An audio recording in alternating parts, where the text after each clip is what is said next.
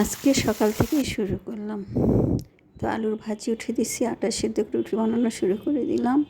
আসসালামু আলাইকুম, কেমন আছেন সবাই? আমরা আলহামদুলিল্লাহ আছি ভালো।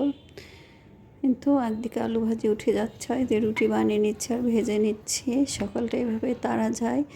আজকে ভাত নিবে না, টিফিন নিবে না, ওই জন্য রুটি আলু ভাজি আর চা করে দিব।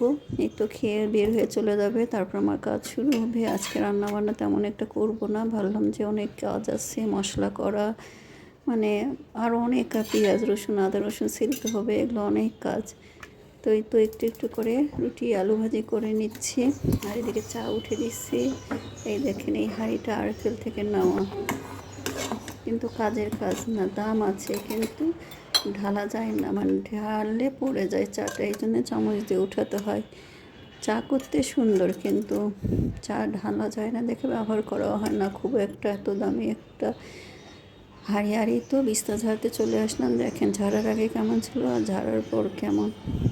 যখন সবগুলো বিছানা গোছানো হয় তখন দেখতে এত সুন্দর লাগে, বাসাটা সিমসাম পরিপাটি।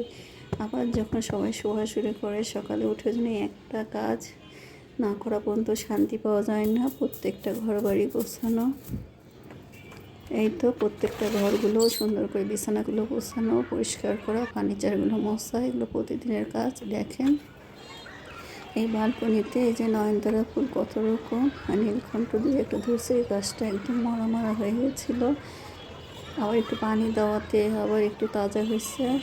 আর তো আদা রসুন জিরা বাটা লাগবে, এই জন্য এগুলো সাইজ করে নিলাম। আদা ছিলে নিলাম, রসুন পেঁয়াজ আর এই ধনিয়াটা ভেজে নিলাম, নেওয়ার পর একটু সরিষা জিরে দিয়ে দিলাম। আমি এভাবেই মশলা করি, আর এই মশলা করা থাকলে মানে মাথায় চিন্তাটা দূর হয়। এই যে সব ব্লেন্ডার করে নিলাম, এখন একটু সরিষার তেল দিয়ে মিক্স করে নেব।